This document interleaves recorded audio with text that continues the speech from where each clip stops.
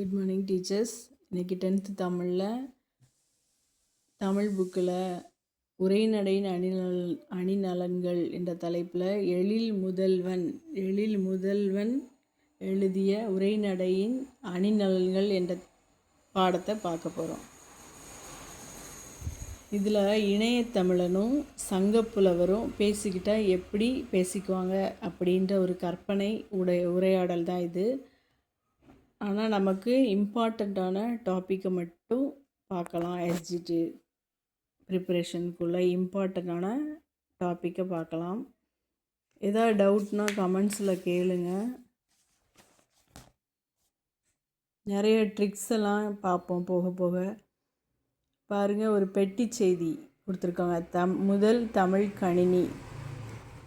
தமிழ் மறையான திருக்குறளை தந்த திருவள்ளுவர் பெயரில் முதல் தமிழ் கணினி 1983 செப்டம்பரில் டிசிஎம் டேட்டா ப்ராடக்ட்ஸ் என்னும் தனியார் நிறுவனம் உருவாக்கி விற்பனைக்கு கொண்டு வந்தது.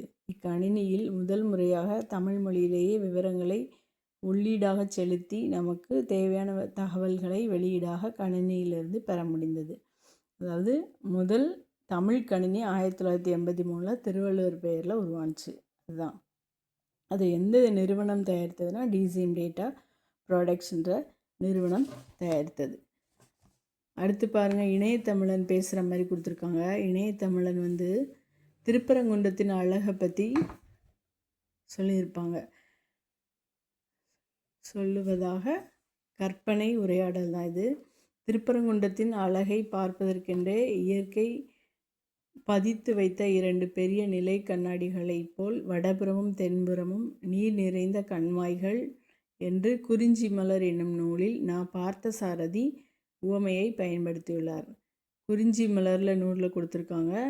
பார்த்தசாரதி பயன்படுத்தியிருப்பார் இந்த வார்த்தையை. அடுத்தது பாருங்கள்,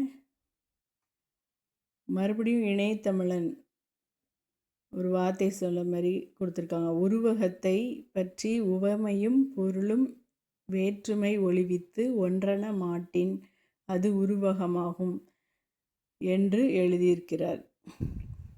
தண்டி அவர்கள் எழுதியிருக்கிறார்.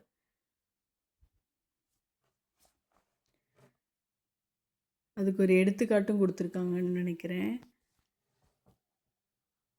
முக நிலவில் வியர்வை முத்துக்கள் துளிர்த்தன என்று உருவகமாக எழுதுகிறார்கள். முக நிலவில் வியர்வை முத்துக்கள். நிலவு போன்ற முகத்தில் வியர்வை முத்துக்கள் போன்று வியர்வை இருக்குதான். அப்போ உருவகமாக இதை எழுதியிருக்காங்க. களம்புக துடித்து நின்ற உனக்கு வெற்றிச்சாறு கிடைத்து விட்டது, உண்டு மகிழ்ந்தாய், உன் புன்னகைதான் அதற்கு சான்று. இது எங்கள் காலத்தில் வாழ்ந்த அறிஞர் அண்ணா அவர்களின் உரைநடை. அறிஞர் அண்ணாவோட ஒரு உரைநடை வாக்கியத்தை கொடுத்துருக்காங்க. களம்புக துடித்து நின்ற உனக்கு வெற்றிச்சாறு கிடைத்து விட்டது, உண்டு மகிழ்ந்தாய். இது யாரோட கூற்று அப்படின்னு கேட்பாங்க. அறிஞர் அண்ணாவோட கூற்றுன்னு எழுதிக்கலாம். அடுத்தது, உவம உருபு மறைந்து வந்தால் அதற்கு எடுத்துக்காட்டு உவமையணி என்று பெயர். உவம உருபு மறைந்து வந்தால் அதற்கு எடுத்துக்காட்டு உவமை அணி என்று பெயர். அடுத்து என்ன சொல்லியிருக்காங்க? புறந்தூய்மை நீரான் அமையும், அகந்தூய்மை வாய்மையால் காணப்படும். இந்த திருக்குறளில் உவம உருபு இல்லை. இதை நாங்கள் உரைநடையிலும் பயன்படுத்துகிறோம்.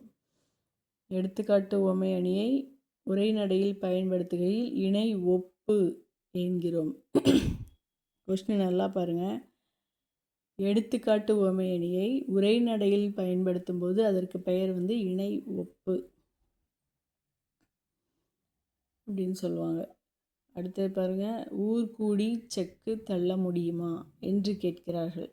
ஊர் கூடின பிறகுதான் செக்கு தள்ள வேண்டும் என்று காத்திருப்பவர்களின் காரியம் கைகூடாது. அதே மாதிரி இன்னொரு உவமை சொல்லியிருக்காங்க. புரோகிதருக்காக அமாவாசை காத்திருப்பதில்லை என்று எழுத்தாளர் ராமசாமி மழையும் புயலும் எனும் நூலில் குறிப்பிட்டுள்ளார்.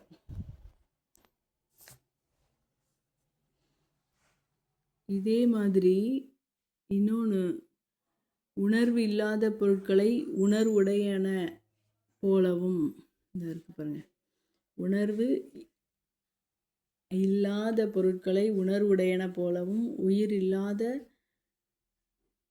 பொருட்களை உயிர் உள்ளன போலவும் கூறுவதை கற்பனை செய்வதுண்டு. அதை உயிர் இல்லாத பொருட்களை உயிர் உள்ளன போலவும், உணர்வில்லாத பொருட்களை உணர்வுடையன போலவும் கற்பனை செய்வதுண்டு. இதை இலக்கணைன்னு சொல்லுவாங்களாம். நம்ம 2 இலக்கணைன்னு படிச்சுக்கிற வேண்டியதான், ஞாபகத்தை வச்சுக்கிற வேண்டியதான். 2 இருக்கும். இது இலக்கணைன்னு சொல்லுவாங்களாம். நம்ம இணையத்தமிழன் சொல்கிறார். அடுத்தது ஒரு பழமொழி பாருங்க.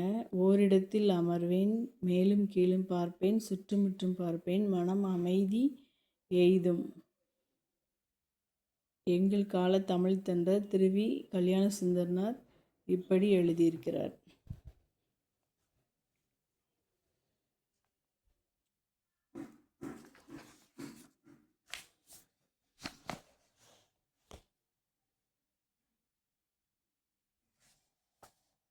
இதுலேயே இன்னும் கொஞ்சம் இருக்குது. இது அடுத்த வீடியோவில் பார்க்கலாம். இது வரைக்கும் உங்களுக்கு புரிஞ்சது, ஏதாவது டவுட் இருந்ததுன்னா கொஸ்டின் கேளுங்க, கமெண்ட்டில் கேளுங்க, ஷேர் பண்ணுங்கள், சப்ஸ்கிரைப் பண்ணுங்கள், லைக் பண்ணுங்கள். தேங்க்யூ.